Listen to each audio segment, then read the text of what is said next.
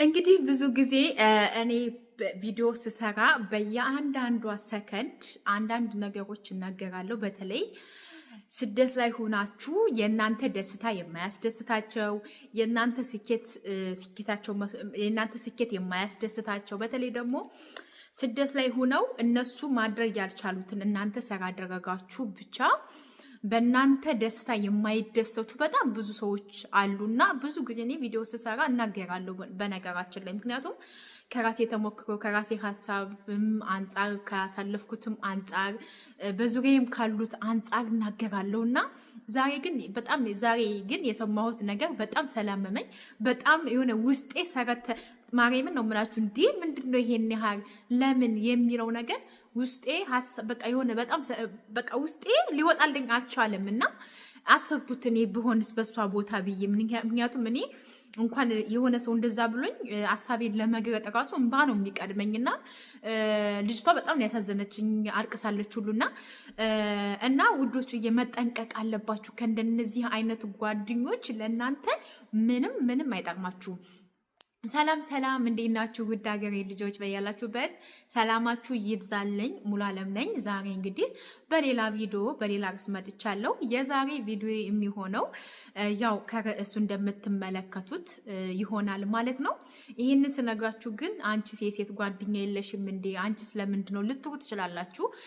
አለኝ ጓደኛ፣ ግን በእኔ የሚቀኑ ሳይሆን የኔ ስኬት እንደ ደስ የሚላቸው በጣም በርች፣ ጎበዝ፣ ጠንክሪ፣ በተለይ ደግሞ የሆነ ነገር ሳደርግ የሚደግፉኝ ጓደኞች አሉ። በዛው ልክ ደግሞ የሚመቀኙም አሉ።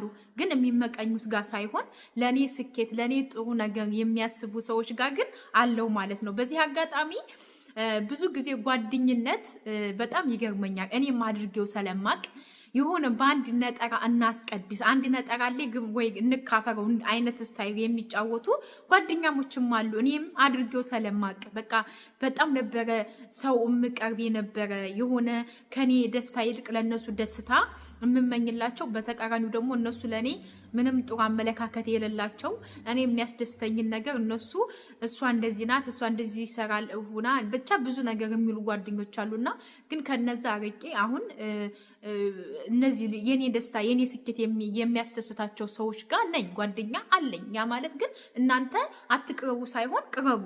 ዛሬ ምንድነው ልነግራችሁ የፈለኩት ወደ ርዕሴ ስገባ ቲክቶክ ላይ ሀቢባ ታቋታላችሁ። እንግዲህ የቤት ብዙ ልጆች የቤት ባለቤት ሆነዋል እጣ እየቆረጡ፣ ግን ገንዘቡ እጣ የወጣላቸው ሰዎች ቤታቸውን ይወስዳሉ። እጣ ደግሞ ያልወጣላቸው ደግሞ ገንዘቡ አይመለስም።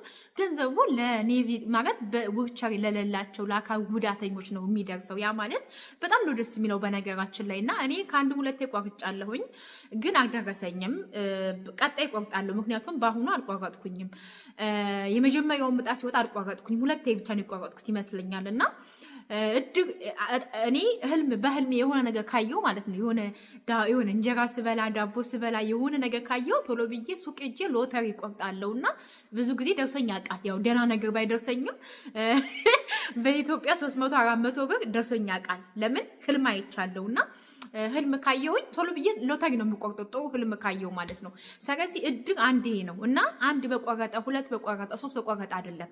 እና አንድ እህታችን እንግዲህ ከጓደኛዋ ጋር ያው ጓደኛ ስትሆኑ እንዲህ ላደርግ ነው ምናምን ትባባላላችሁ አይደለ? ልክ እንደዛ አንዷ ጓደኛዋ መታ ሚሚና ወይንሸት የሚባሉ ጓደኛሞች ናቸውና ሚሚ መታ ለወይንሸት እጣ ቆረጭ እጣ እንቁረጥ ስትላት፣ አይ ባለፈው ቆርጬ አልደረሰኝም፣ በአሁኑ ግን ብርም የለኝም ደሞዝ አልደረሰም አልቆርጥም ስትላት፣ አይ ቆረጭ አንቺ ቆረጭ ከፈለሽም ደግሞ እኔ ብር ሰጥሻለሁ ከኔ እቆርጥልሻለሁ ትላታለች።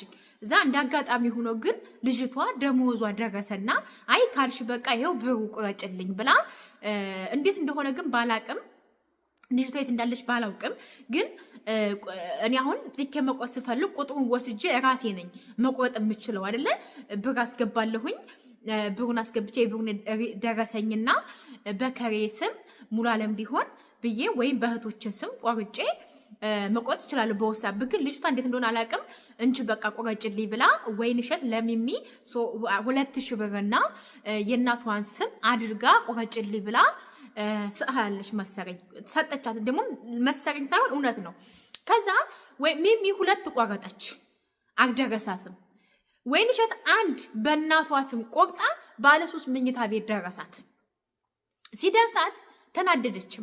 ሚሚ ማካፈር አለብሽ፣ ቤቱ ተሽጦ ለሁለት መካፈር አለብን። እኔ ነኝ ቁረጭ ብዬ ሐሳብ የሰጠውሽ፣ እኔ ነኝ አስቆረጥኩሽ። አልቆርጥም ደሞዝ አልደረሰም እንኳን ስትይኝ ከራሴ ገንዘብ እቆርጥልሻለሁ ከዛ ትሰጭኛለሽ ብዬሻለሁ። ግን አንቺ በቃ አንዳንድ ጊዜ እዚህ ጋር የምነጋችሁ ነገር አለ እና ብቻ ሁለቱ ተጣሉ። ሲጣሉ ግን ህዝቡ የፈረደው ለማን ነው? ለወይንሸት ነው። ምክንያቱም ልጅቷ ሐሳቡን ብታመጣ ሂዳ እሷ ዲኬቱን ብትቆርጥላትም ስሙ የማን ነው? የወይንሸት እናት። ገንዘቡ የማን ነው? የወይንሸት ነው። ሁሉም ነገር የወይንሸት ነው። ያችኛዋ እንደ ሐሳብ ጓደኛ ናቸው፣ እንደ ሐሳብ ነው። ሶ ይሄንን በተመለከተ ነው እና ያቺ ሚሚ የምትባለው አበደች። ጭራሽ የሆነ ነገር ታድርግልኝ ብላ ፈጠጣለች። ከዛ ወይንሸት ፈጣሪም ሲረዳት ባለ 3 መኝታ ቤት ደርሷት በጣም ነው በቃ በደስታ ያለቀሰችው ማለት ነው። እኔ አለች መጀመሪያ ቤቱ ሲደርሰኝ ቶሎ ብዬ እኔ ነኝ ለሷ ስነግራት ምን ታካብጃለሽ? አንድ መኝታ ቤት እኮ የደረሰሽ ባለ 3 መኝታ ቤት እኮ የደረሳት ምንም አላለችም ስትላት፣ አይ እኔ እኮ ባለ 1 መኝታ ቤት አይደለም ባለ 3 መኝታ ቤት የደረሰሽ ስትል ነው ሚሚ ያበደችው ማለት ነው። አስቡት እንግዲህ እኔ ጓደኛዬ ዲኬት ቆርጣ ሙሉ ዓለም ደረሰኝ ብትለኝ ምንድነው ብላት? ወይኔ የኔ ውድ የኔ ቆንጆ እንኳን ደስ አለሽ ፈጣሪ ረዳሽ ማለት ያለብኝ እውነተኛ ጓደኛ ከሆንኩኝ እንደዚህ ነው ማለት ያለብኝ እንጂ አይ እንኳን ደረሰሽ ጥሩ ነው አልልም። ይሄ ማስመሰል ነው። ይሄ መጥፎ ጓደኛ ነው የሚያስበርብኝ። እውነተኛ ጓደኛ ከሆናችሁ ያ ሰው ሲከፋ ትከፋላችሁ፣ ሲደሰት ትደሰታላችሁ። በቃ እኔ በነገራችን ላይ የሆነ ሰው በደስታዬ የሆነ የሚወደኝ ሰው በደስታዬ ሊገኝ ይገባል። በሐዘኔማ ማንም ይመጣል። ስለዚህ ይች ልጅ ከልቧ ለእሷ ስደውልላት እንደዛ ነው ያለቻት። አመነጫጨቀቻት፣ አሾፈችባት ምናምን ነገር። ከዛ ህዝቡ ምናምን እንዳለ የፈረደው ለማን ነው? ለወይንሸት ነው። ምክንያቱም ፈጣሪ ሲረዳት ደሞዝ አልደረሰልኝም ስትላት እኔ አበድብሻለሁ ብላት ነበረ። ግን እንዳጋጣሚ ወይንሸት ደሞዟ ተሰጠችና ደሞዟን ብር ልካ ዲኬት ተቆረጠ። ቆራጯ ማናት? ጓደኛዋ ናት። ሰራስ ቆረጠች ብቻ ሂዳ ሰራስ ቆረጠች ብቻ ታካፊኛለሽ አለቻት። ጭራሽ ባለ 3 ቤት እኔ በነገራችን ማንም የሆነ ሰው መጥቶ ቤት ልሸጥ ነው ቦታ ልሸጥ ነው ካለኝ ነው የምላችሁ። በቃ ቤት ማለት አስቡት። በአሁኑ ሰዓት ስደት ዓለም ላይ ኖራችሁ እኔ 10 ዓመት 20 ዓመት ቆይቼ ኢትዮጵያ ብሄድ ቦታ ካለኝ ቤት ካለኝ የሆነ ነገር ካለኝ ልጅ ባልወልድ እንኳን ቦታውን ወርሳለሁ ብሎ ያሰበ ዘመድም ሊሆን ይችላል፣ ሰውም ሊሆን ይችላል፣ ሊጦረኝ ይችላል። እውነቴን ነው የምላችሁ፣ እግዚአብሔር ነው የምላችሁ። አይኗ አውቃለሁ። ፈጣሪ የራሳችሁን ልጅ ይስጣችሁ። ግን ኢትዮጵያ ስትሄዱ ፈጣሪ እንኳን ልጅ እንኳን ባይሰጣችሁ ባትወልዱ ባታገቡ እንኳን ሙሉ ዓለምን እጦራታለሁ ብሎ ያሰበ ሰው ወይም ደግሞ እሷ ስትሞት የእሷን ንብረት ወርሳለሁ ብሎ ያሰበ ሰው ይጦረኛል እኔን። ይሄ ነው። ብዙ መሃኖች እንደዛ ናቸው። ቢያንስ ልጅ ባይኖራቸው ቦታ ንብረት ካላቸው ንብረታቸውን የሚፈልግ ሰው ይጦራቸዋል። ይሄ ሀቅ ነው፣ እውነቱን ስነጋችሁ ማለት ነው። ፈጣሪ ልጅ የፈጣሪ ስጦታ ነው እና ብዙ ጊዜ ቤት ቦታ መሸጥ የለባችሁም። በጣም ቢደርሳችሁ እንዳትሸጡ እና ወይንሸት በጣም ነው ያሳዘነችኝ በመድረሷ። አላቃትም እኔም አላቃቸውም፣ ግን እንደው በቃ ሊቭስ ላይ ስከታተል ስለነበረ የሀቢባን ከትናንት ጀምሮ እስከዛሬ በጣም ውስጤ ቅጥል ስላለ ነው። በቃ በኮሜንት ራሱ በቃ ወይንሸት ያቆነ በሰጠፍ የነበረው ምክንያቱም ለወይንሸት ነው የሚገባው ይሄ ቤት። ያቺ ምን ቤት ናት? ምንም አይመለከታትም። ከዛ ምን አለች? ከዛ ህዝቡ በሙሉ አይ ቤቱ የወይንሸት ነው ምናምን ስትባል ምን አለች? ከዛ ሀቢባ ደግሞ ምን አለቻት? እሺ ሚሚ ምን ልትይ ትችያለሽ? ህዝቡ እያለ ያለው ቤቱ የወይንሸት ነው ያንቺ አይደለም ብሏል ህዝቡ እና ምን ትያለሽ በዚህ ጉዳይ ስትላት፣ አይ የምታስበውን ነገር ታስብልኝ የሆነ ነገር ትበለኝ ፈጣሪ ሆይ ትዕግስቱን ስጠኝ። ከዛ ወይንሸት አይ እኔ ትናንትና እንደ ጓደኝነት አስቤ ነበር የሆነ ነገር፣ ግን እሷ ሰራ እናደደችኝ አሹፋብኛለች። እንኳን ደስ አለሽ፣ ከሷ አልጠበቅኩም ይሄንን። ስለዚህ እኔ ለሷ ምንም የማደርግላት ነገር የለም አለች። ጎበዝ ናት ግን ማርያምን ጎበዝ ናት። ከዛ ቤቱ የማን ሆነ? እውነትም የወይን እሸት ነው። ሀቁ የወይን እሸት ነው። ገንዘቡ የወይን እሸት ነው። የቤቱ ስም የደረሳት እጣ የወጣው ደግሞ በእናቷ ስም ነው። አለቀ። እናቷ ደግሞ የማናት የወይን እሸት እናት ናት። በዚህ ጉዳይ ተቋጨ። ከዛ ያው ሀቢባም በቃ ከዚህ በኋላ ጓደኝነታችሁ በሩቁ ነው እንጂ በቅርብ እንዳታደርጉት። ለምን በቃ ወሬ ተቃቅረዋል። በቃ በነገራችን ላይ ከሆነ ሰው ጋር በገንዘብ ከተቃቃራችሁ በሆነ በንብረት በቁስ ነገር መቼም ጓደኛ አትሆኑም። በቃ አንዳንድ ጊዜ ፈጣሪ ሲወዳት መጀመሪያ ብር የለኝም ብላ ነበርና ግን ወይን እሸት ደሞዟ ደረሰ። አልተበደረችም። በሚሚ ገንዘብ ቢሆን ኖሮ የተቋረጠው ሊካፈሩ ይችሉ ነበረ ቤቱን። ግን ፈጣሪ ሲረዳት ደሞዝ ደረሰ፣ ብሯን ላከች፣ ተቋረጠላት።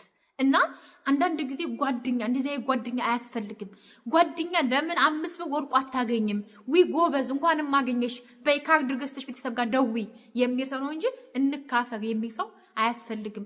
በእናንተ የሚቀና ጓደኛ የሆነ ነገር ስትነጓቸው ወይኔ ግን አንቺ እንዴት አድርገሽ ነው እንዲህ ያደረገሽው ከየት አምጥተሽ ነው ምናምን ሳይሆን ጓደኛዬ እንኳን ደስ አለሽ የሚል ጓደኛ ነው በአሁኑ ሰዓት የሚያስፈልጋችሁ እንጂ ይሄ ውስጣቸው መጥፎ ውጫቸው ደግሞ ዝም ብለው እንትን የሚሉ ጓደኛ አያስፈልጋችሁም። እሺ ውዶችዬ፣ እና ጓደኛ ስትይዙ ምረጡ። ጓደኛ በአሁኑ ሰዓት እኔ እንዲሁም ጓደኛ ያስፈልጋል። አይኑ አውቃለሁ። በተለይ በስደት ላይ ጓደኛ ያስፈልጋችኋል። በቃ በገንዘብ ጉዳይ ትተጋገዛላችሁ፣ ሀሳብ ለሀሳብ ሸር ትደራረጋላችሁ። ግን እኔ በነገራችን ሰው ራሱ የሆነ ወሬ ከርቤ አውርቼው ሀሳብ ካሰጠኝ አልፎ ያንን ወሬ ሌላ ወሬ ካወራኝ ያ ሰው ጓደኛ አይደለም፣ ጓደኛ አይደለችም። ምክንያቱም እኔ ከርቤ ነው ያወራኋት። ቸግሮኝ ሊሆን ይችላል፣ የሆነ ነገር ሀሳብ ፈልጌ ይሆናል። እኔ እንድንድ ነው ምናምን ብዬ አውቻት ከልቦ አዳምጣ ያንን መልስ ካሰጠችኝ ያቺ ጓደኛ ዝም ብላ ጓደኛ ናት። በቃ ጓደኛ ሳትሆን ጓ ናት በቃ ለኔ ብዬ የማስበው ማለት ነው። ምክንያቱም አንዳንድ ጊዜ የሆኑ ሰዎች ወደ ሀሳባቸውን ወደኛ ሀሳብ ፈልገው እኛን አማክሩን ብለው መጥተው እነዛ ሰዎች ግን ዝም ብለው የራሳቸውን ብቻ የሚያወሩ ከሆነ እነዛ ሰዎች የኔ አይን ይብራ የእናንተ አይን ይጥፋ የሚሉ ጓደኞች ናቸው። እና በሀቢባ እጣ ባሁኑ አንደኛዋ እህታችን እንግዲህ ቤቱ የሷ ሆና አንደኛዋ ደግሞ በጓደኛዋ ልጆች ስም ነው የቆረጠችው። ባለ 3 መኝታ ቤት ድጋሚ እሷም የልጆቼ ነው ልጆቼ መካፈል አለባቸው እያለች ነው። እንግዲህ የእሷን ደግሞ እስኪ ምን እንደምትል መጨረሻው ምን እንደሚሆን እምናይ ይሆናል። ነገር ግን ከእንደዚህ አይነት ጓደኛ ተጠንቀቁ።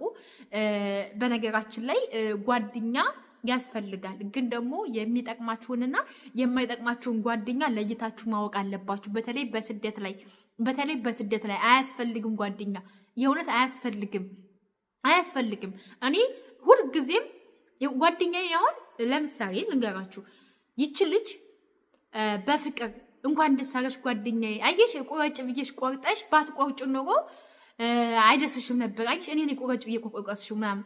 አዎ ጓደኛዬ አንቺ ባትይ ኖሮ ነው ልትር የምትችለው።